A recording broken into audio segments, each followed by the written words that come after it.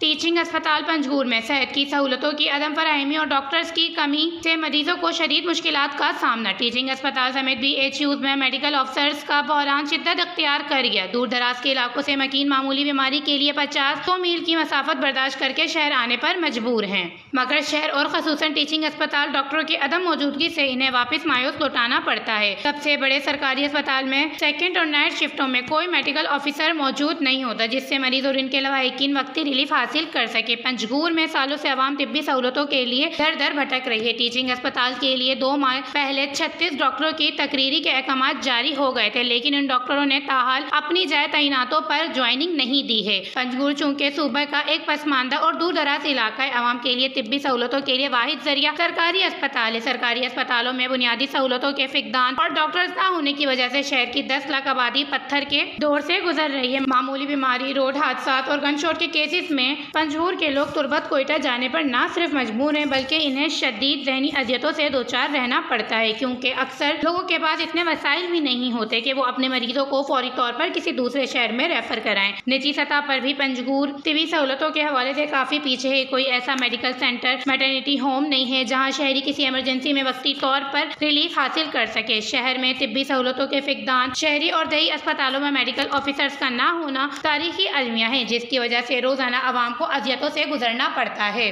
وش news, Panjgur.